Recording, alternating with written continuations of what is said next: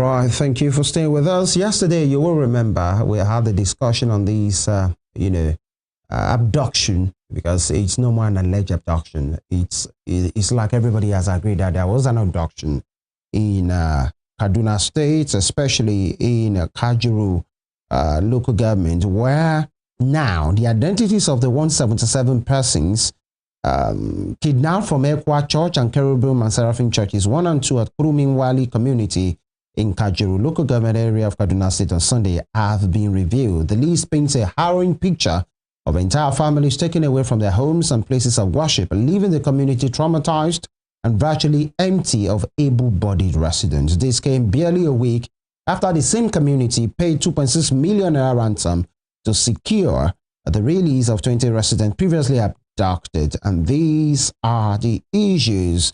And this police station report obtained by newsmen confirmed the attack occurred during church service. And the situation report read, message received from DPO Kajuru indicates that on 18/01/2026 at about 17:45 hours on information was received, and all of those things. Just because of time, there was a denial by the police, in the pages of the newspaper yesterday, but the commissioner denied it.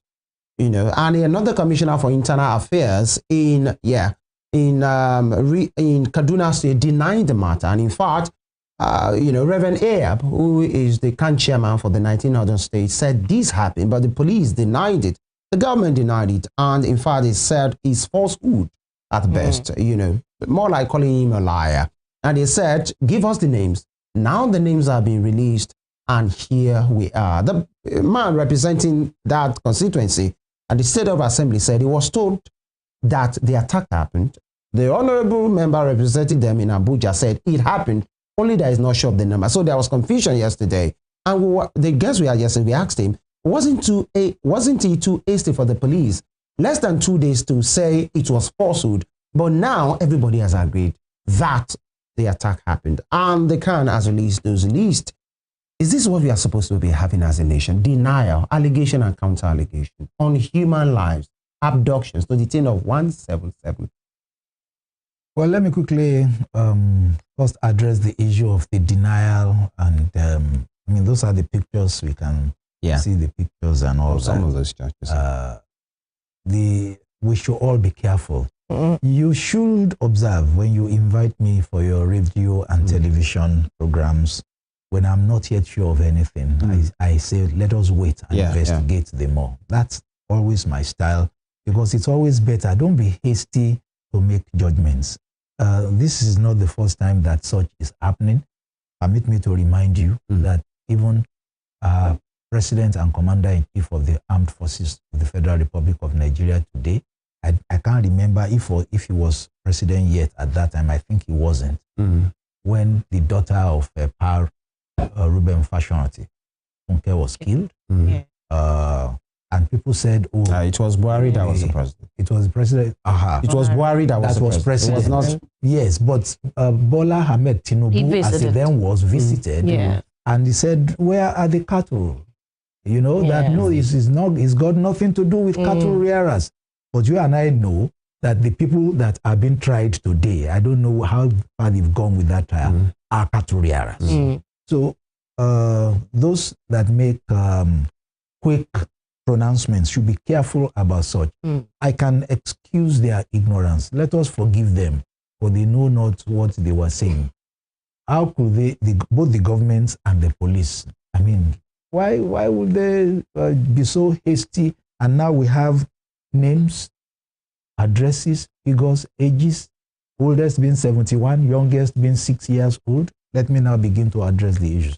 What do you want to, the children of the Amos family, 6, 7, 8, 9 years old, what do you want them to think about Nigeria as a country?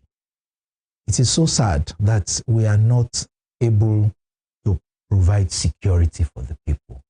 And let me go the way of an Afenifere chieftain, that we need to ensure that there are devolution of powers to lower levels of governance. They have become lower. They are supposed to be actually equal, but we have started seeing them as lower.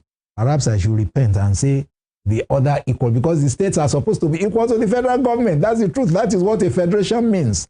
So the states should be able to have their own state police, and they should have control over resources and so many other things. They will be able to protect themselves. One man cannot sit in Abuja and want to protect those poor citizens of Kaduna, and at the same time, there are other citizens of Yenagoa and citizens of Oshogbo and citizens of the National Park in Oyo and citizens of Ora that are also suffering all kinds of assault from bandits, from kidnappers. So let us go the way of state police and general restructuring of the polity to have devolution of powers to states to be able to govern their geographical expressions very well. As for those who are now in the kidnappers' den, everything should be done by the government and the security agencies to get them released. Yeah. You see, they paid, how much did you call it, 2.6 million for some persons that were kidnapped from that same community. So it's a trade. And so for as long as we continue to pretend that we are not paying, what do you call that? Ransom. We are deceiving ourselves. So ransom is being paid. In fact, we have had a few cases when the person that goes to pay the ransom is also killed or kidnapped or abducted. So then why are we denying that this is not happening? So something should happen. And now that this is targeted at churches, this is the kind of thing that Donald Trump will wake up again and believe that it is targeted only against Christians. But all of us that live in Nigeria know that all of us are unsafe. But in the north, it is a truth.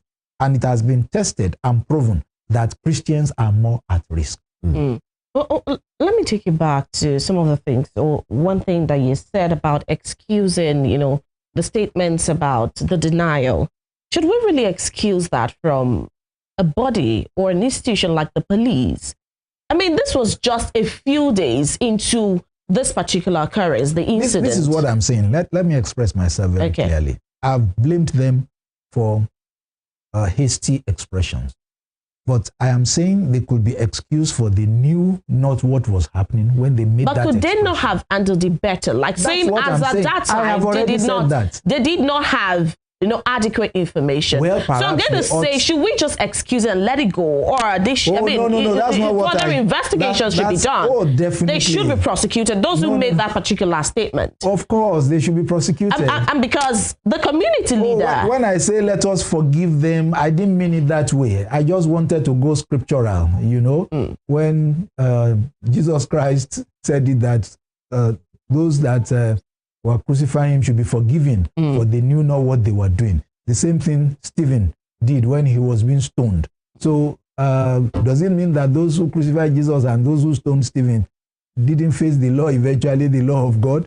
I can assure you that they did. So these ones too, whatever they did wrong, they should face. And even the one that I mentioned about serving president now, even if the law cannot do anything about him, are we still not talking about it today? And does it not take a little away from his known sagacity? All right. Architect Goke Omigbodu, thank you for your time and your take about the Yoruba people and, of course, Yoruba nation and, of course, this country of ours, Nigeria. Thank you for your time. So we have my good pleasure. All right, dear viewer, thank you so much for joining us this midweek installment of Morning Spring of Western Spring Television. My name is Temitope Ajijola Oluwaola. We'll make a return tomorrow for the penultimate installment. And I am Femi Ojo. God bless Nigeria. Bye.